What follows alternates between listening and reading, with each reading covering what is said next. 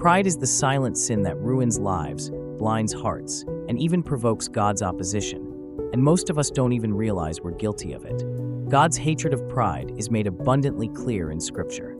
Proverbs 16 verse 5 tells us, "Everyone that is proud in heart is an abomination to the Lord, and though hand join in hand, he shall not be unpunished."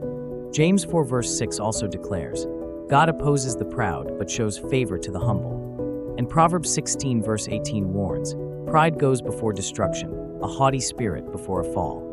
These verses remind us that pride is never harmless.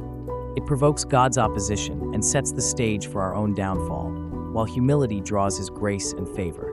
Yet despite its seriousness, pride is often overlooked, trivialized, or dismissed altogether.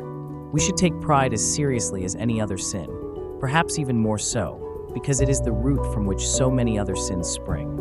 Left unaddressed, it quietly corrupts our hearts and leads us away from God.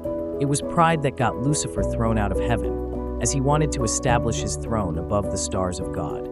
In other words, he wanted to be God. It was also pride that caused Eve to eat the forbidden fruit, as she wanted to be as God and know good and evil. Pride was the original sin.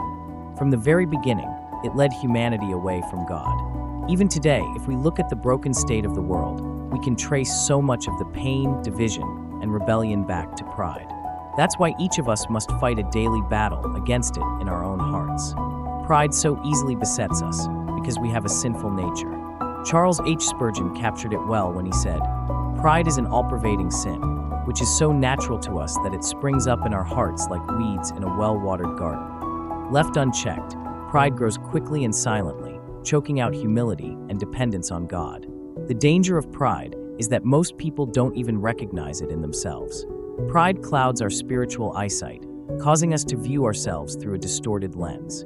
It convinces us we are better than we are, blinds us to our own faults, and makes it harder to see our need for God's grace.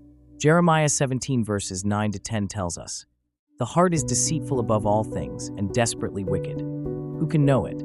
I, the Lord, search the heart. I try the reins, even to give every man according to his ways, and according to the fruit of his doings."